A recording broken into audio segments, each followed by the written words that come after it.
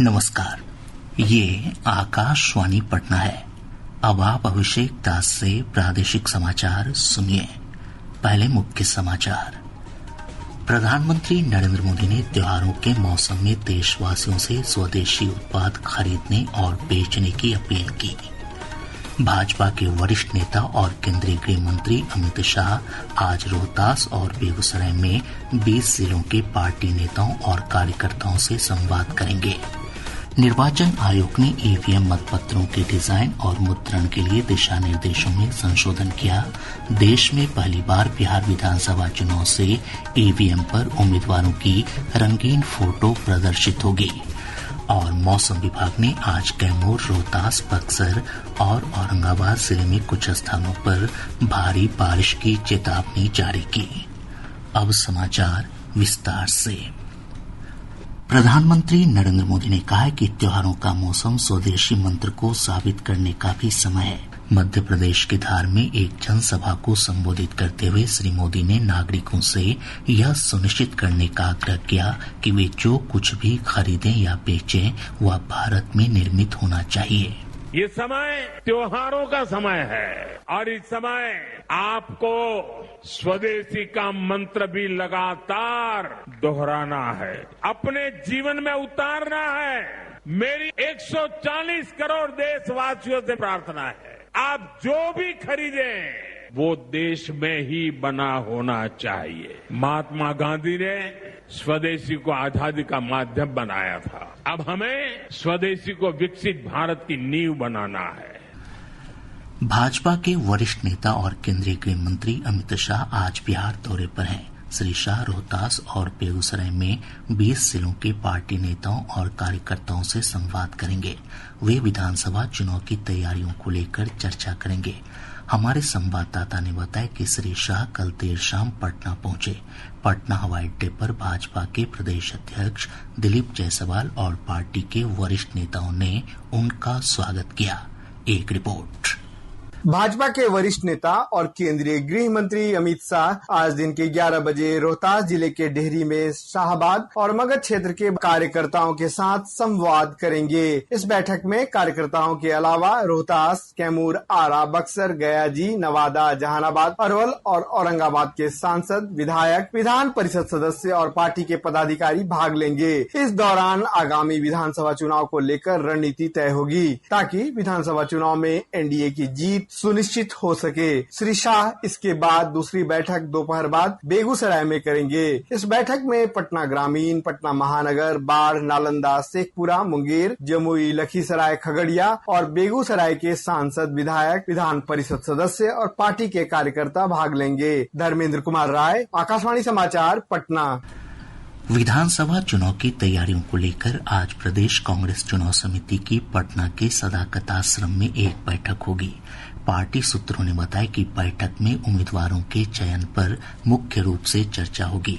बैठक में समिति के सभी 39 सदस्यों के साथ ही पार्टी सांसद, विधायक, विधान पार्षद और कांग्रेस वर्किंग कमेटी के सदस्य शामिल होंगे।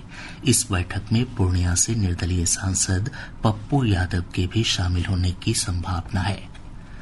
राजद के वरिष्ठ नेता तेजस्वी प्रसाद यादव ने कहा है कि बिहार के लोगों में बढ़ते अपराध और भ्रष्टाचार को लेकर व्यापक आक्रोश है। बिहार अधिकार यात्रा के दूसरे दिन पटना के पार्ट में संवाददाताओं से बातचीत में श्री यादव ने कहा कि जनता ने परिवर्तन का मन बना लिया है। लोग इस यात्रा को समर्थन देने सड़क पर पहुंच रहे हैं और सब लोग, पूरी जनता जो है बिहार आक्रोशित है इस मौजूदा सरकार से। इसलिए मौजूदा जो बिहार की स्थिति है, लोग परिवर्तन चाहते हैं, बदलाव चाहते हैं। बिहार की जनता ने मूड बना लिया है कि इस बार मौजूदा सरकार को हटाएंगे सत्ता से और एक विजन वाली सरकार, जो महागठबंधन की सरकार होगी, उसको ये लोग बनाने का काम करेंगे। पूर्वी चंपारण जिले के गोविंदगंज विधानसभा क्षेत्र से 3 बार जदयू की विधायक रहीं मीना द्विवेदी जनसुराज में शामिल हो गई हैं। उन्होंने पटना में पार्टी के संस्थापक प्रशांत किशोर की उपस्थिति में पार्टी की प्राथमिक सदस्यता ग्रहण की। मीना द्विवेदी ने पिछले दिनों जदयू की प्राथमिक सदस्यता से इस्तीफा दिया था। निर्वाचन आयोग ने ईवीएम मतपत्रों की स्पष्टता और पठनीयता बढ़ाने के लिए मतपत्रों के डिजाइन और प्रिंटिंग के मौजूदा दिशा निर्देशों में संशोधन किया है। दिशा निर्देशों के अनुसार ईवीएम पर उम्मीदवारों की रंगीन तस्वीरें प्रिंट की जाएंगी और बेहतर दृश्यता के लिए उम्मीदवार का चेहरा तस्वीर के 3/4 हिस्से पर होगा। सभी उम्मीदवारों और नोटा के नाम एक ही फॉन्ट में प्रिंट किए जाएंगे ताकि सभी नाम आसानी से पढ़े जा सकें। आयोग ने बताया कि आगामी चुनाव में उन्नत ईवीएम मतपत्रों का उपयोग किया जाएगा और इसकी शुरुआत बिहार से होगी। प्रधानमंत्री नरेंद्र मोदी के नेतृत्व में सरकार जनसेवा और सुशासन के मंत्र का पालन करते हुए परिवर्तन और प्रगति के अथक प्रयास कर रही है। विशेष श्रृंखला सेवा पर्व में आज हम बात कर रहे हैं मोदी सरकार संबद्ध गतिविधियों में बढ़ोतरी के माध्यम से कृषि को विविधतापूर्ण क्षेत्र में बदल दिया है। एक रिपोर्ट।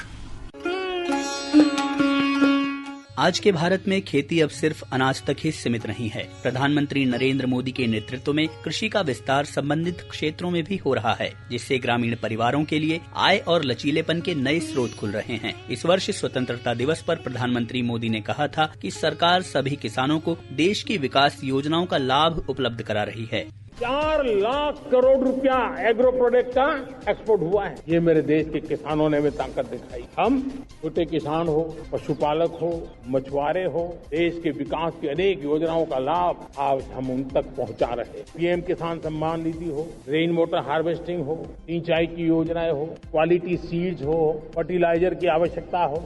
भारत फलों, सब्जियों और मसालों के शीर्ष उत्पादक देशों में शामिल है। ये दुनिया का सबसे बड़ा दुग्ध उत्पादक देश भी है, जहां गांवों में डेयरी समृद्धि का माध्यम बनकर उभर रही है। राष्ट्रीय गोकुल मिशन जैसी योजनाएं देशी मवेशियों की नस्लों में सुधार ला रही हैं। मत्स्य निर्यात $20 अरब को पार कर गया है। प्रधानमंत्री मत्स्य संपदा योजना के माध्यम से मत्स्य पालन और जलीय कृषि का आधुनिकीकरण हो रहा है। प्रधानमंत्री मत्स्य संपदा योजना की लाभार्थी अनीता सिंह ने आकाशवाणी से अपनी सफलता की प्रेरक बातें साझा की। आधी कामयाबी तो प्रधानमंत्री मत्स्य संपदा योजना से ही मिल जाती है, और जिस देश के प्रधानमंत्री ही हौसला बढ़ाते हो, वहाँ कोई भी रोजगार व्यवसाय मुश्किल नहीं हो सकता। एकल फसल पर निर्भरता से आगे बढ़कर कृषि संबंधित क्षेत्र हमारे किसानों के लिए एक सुरक्षा नेटवर्क तैयार कर रहे हैं। कृषि संबंधित क्षेत्र एक सुरक्षित और टिकाऊ भविष्य के लिए अनगिनत अवसर खोल रहे हैं। मनीष सेवा झोले और विष्णु की रिपोर्ट के साथ समाचार कक्ष से मैं मुकेश कुमार बल।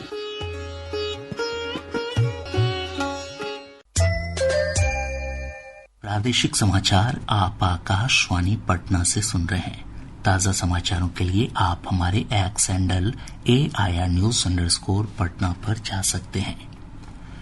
प्रधानमंत्री नरेंद्र मोदी ने स्वतंत्रता दिवस के अवसर पर लाल किले की प्राचीर से वस्तु और सेवा कर GST में सुधारों की घोषणा की थी। प्रधानमंत्री के दृष्टिकोण को साकार करते हुए 3 सितंबर को GST परिषद ने नागरिकों के जीवन को आसान बनाने के लिए कई क्षेत्रों में कर दरों में कटौती की थी। नई दरें 22 सितंबर से लागू होंगी, जिससे लोगों को फायदा मिलेगा। आज हम कपड़ा क्षेत्र पर एक नजर डाल रहे हैं।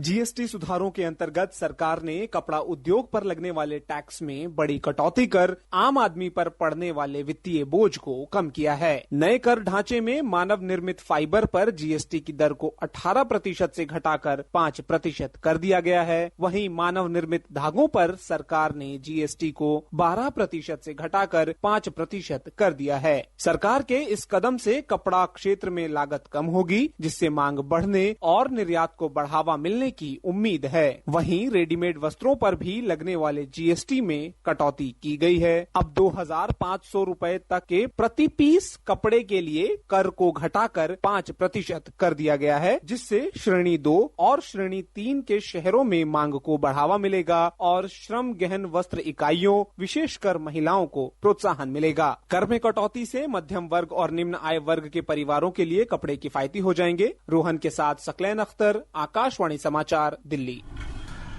सिखों के 9वें गुरु श्री तेग बहादुर जी की 350वें शहादत दिवस के अवसर पर पटना सिटी स्थित तख्त श्री हरि मंदिर साहिब से कल जागृति यात्रा की शुरुआत हुई। इस यात्रा में केंद्रीय मंत्री हरदीप सिंह पुरी, उप मुख्यमंत्री सम्राट चौधरी और जल संसाधन मंत्री विजय कुमार चौधरी समेत देश विदेश से हजारों की संख्या में श्रद्धालु शामिल हुए। गुरुद्वारा प्रबंधक कमेटी के अध्यक्ष सूरज सिंह नलवा ने बताया कि यह यात्रा 9 राज्यों का भ्रमण करते हुए पंजाब के तख्त श्री केशगढ़ साहिब में संपन्न होगी। साहिब श्री गुरु तेग बहादुर महाराज जी, भाई सतीदास जी, भाई दयाला जी, भाई मतीदास जी, उनको समर्पित ये यात्रा निकली है। शहीदी शताब्दी 350 साल शहीदी शताब्दी को समर्पित, जो देश के अन्य इलाकों से जाके श्री अनंतपुर साहिब में समाप्ति होगी।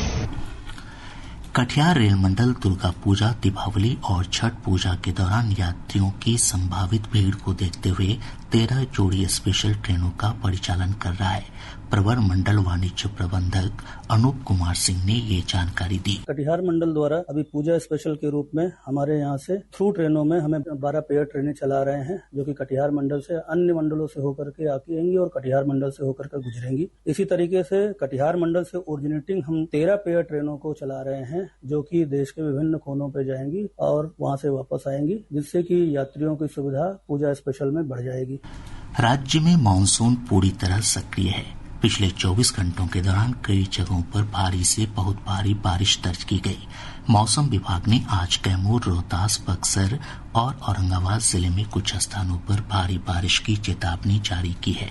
18 सितंबर 2025 राज्य के दक्षिण, उत्तर मध्य एवं उत्तर पूर्वी भाग के 1 या 2 स्थानों पर मेघ गर्जन एवं वज्रपात की संभावना है तथा राज्य के कैमूर, रोहतास, बक्सर और औरंगाबाद जिलों के 1 या 2 स्थानों पर भारी वर्षा होने की संभावना है। नेपाल के जलग्रहण क्षेत्र में भारी बारिश होने से प्रदेश में गंडक समेत कई छोटी बड़ी नदियों के जलस्तर में बढ़ोतरी हुई है। बेतिया से हमारे संवाददाता ने बताया कि वाल्मीकिनगर गंडक बराज से 2 लाख क्यूसेक पानी छोड़े जाने के बाद निचले इलाकों में बाढ़ का पानी प्रवेश कर गया है। वरिष्ठ साहित्यकार डॉक्टर ओम प्रकाश समवार की अद्यतन प्रकाशित पुस्तक मघी के थाती का आज पटना के बिहार हिंदी साहित्य सम्मेलन में लोकार्पण होगा। पटना उच्च न्यायालय के पूर्व न्यायाधीश न्यायमूर्ति संजय कुमार पुस्तक का लोकार्पण करेंगे। और अब अंत में मुख्य समाचार एक बार फिर। प्रधानमंत्री नरेंद्र मोदी ने त्योहारों के मौसम में देशवासियों से स्वदेशी उत्पाद खरीदने और बेचने की अपील की। भाजपा के वरिष्ठ नेता और केंद्रीय गृह मंत्री अमित शाह आज रोहतास और बेगूसराय में 20 जिलों के पार्टी कार्यकर्ताओं और नेताओं से संवाद करेंगे। निर्वाचन आयोग ने ईवीएम मतपत्रों के डिजाइन और मुद्रण के लिए दिशा निर्देशों में संशोधन किया। देश में पहली बार बिहार विधानसभा चुनाव से ईवीएम पर उम्मीदवारों की रंगीन फोटो प्रदर्शित होगी। और मौसम विभाग ने आज कैमूर, रोहतास, बक्सर और औरंगाबाद जिले में कुछ स्थानों पर भारी बारिश की चेतावनी जारी की। इसके साथ ही आकाशवाणी पटना से प्रसारित प्रादेशिक समाचार का ये अंक समाप्त हुआ। आकाशवाणी पटना से अगला समाचार बुलेटिन दोपहर 2 बजे प्रसारित किया जाएगा। नमस्कार।